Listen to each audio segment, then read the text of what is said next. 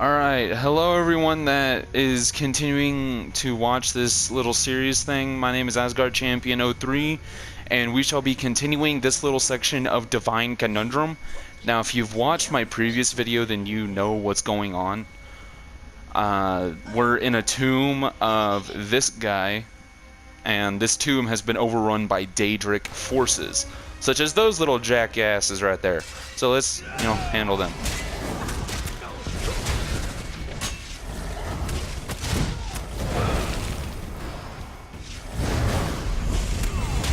Ooh, yeah, leveled up.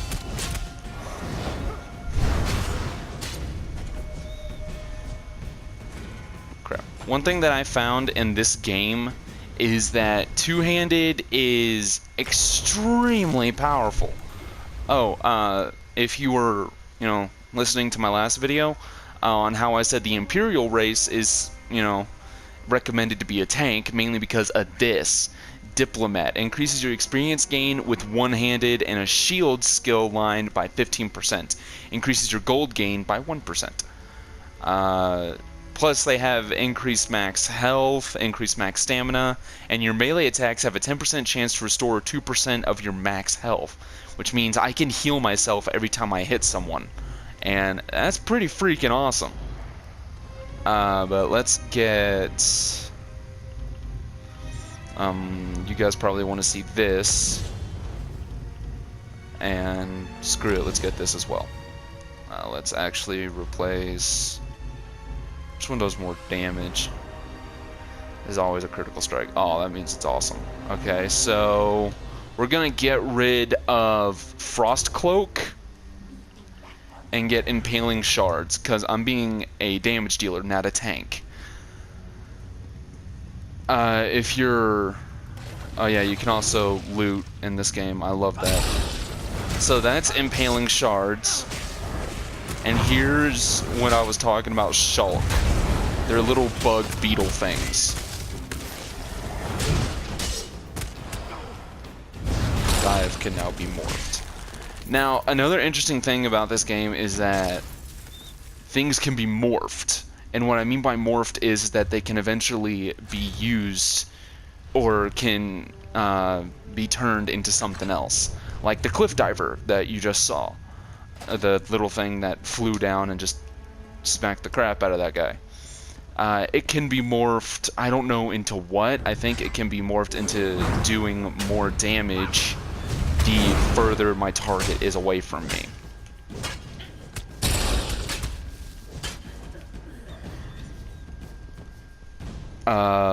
That's pretty much it for that.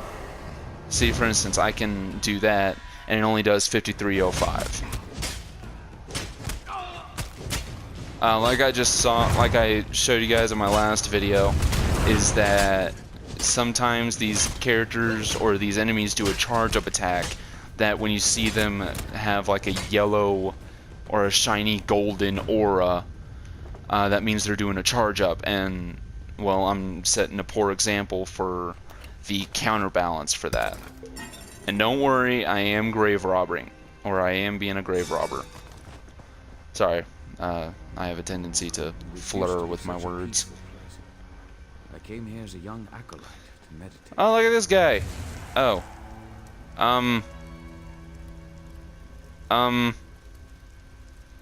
Sorry. I'm just gonna take that. What is it? Alright, I know it's a chest piece, obviously. Ooh, I do have medium armor. Yay! Okay.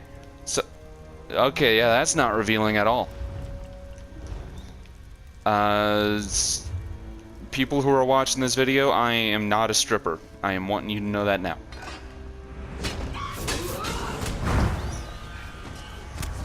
Now, for those of you who... Oh, okay. You see on how she was just glowing a red aura?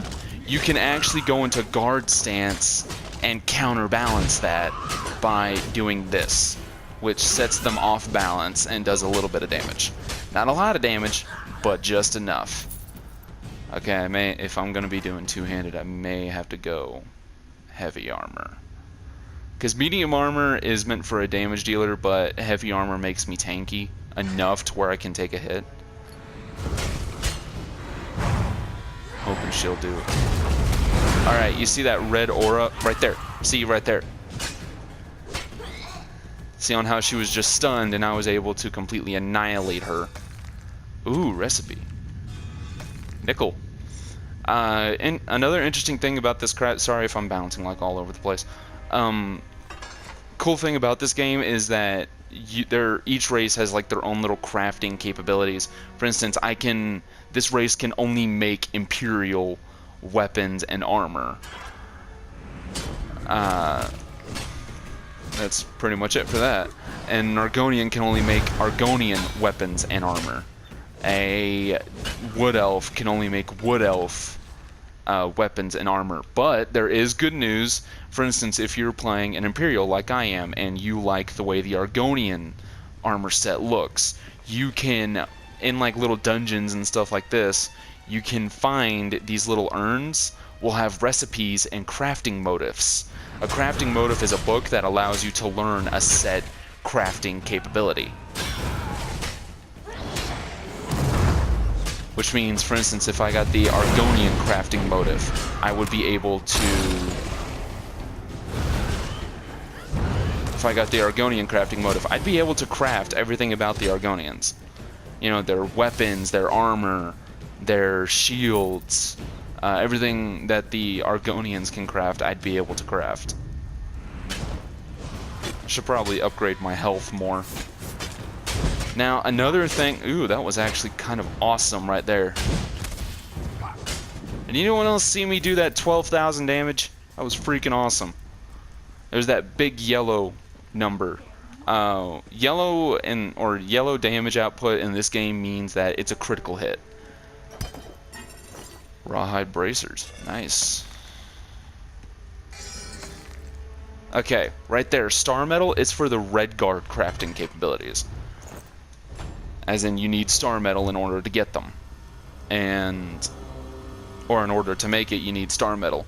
For Argonian, you need flint in order to craft any of the Argonian equipment.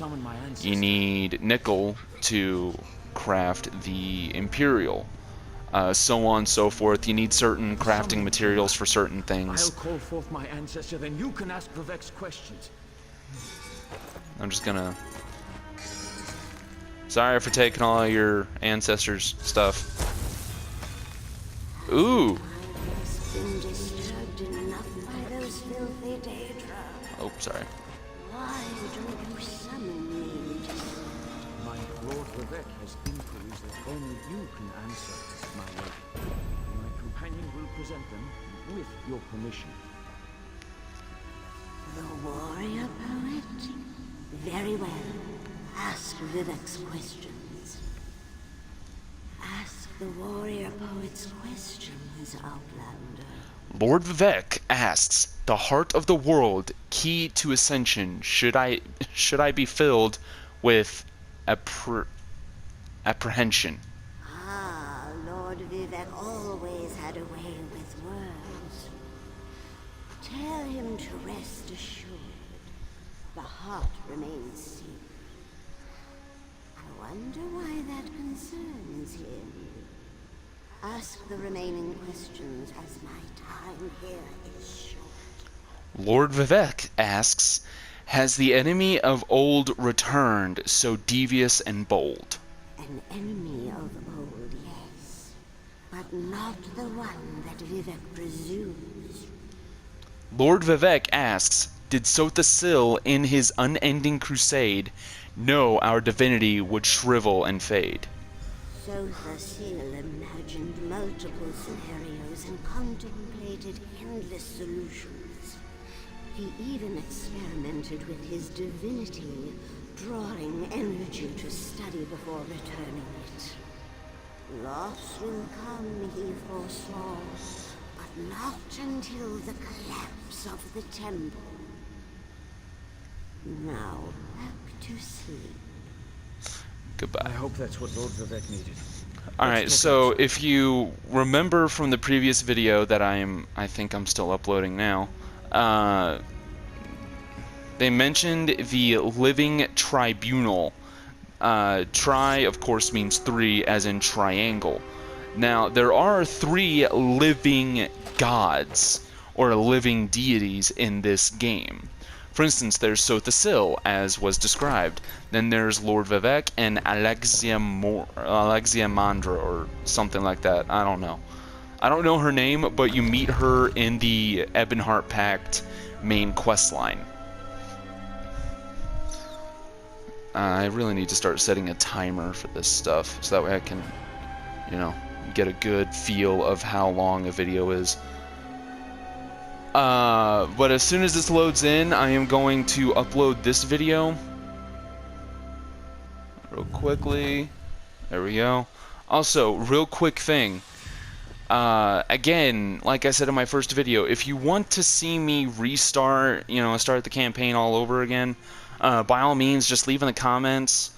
I will restart. I have no issue with restarting the entire game. Hell, I have like 8 characters who haven't even gotten past their first area.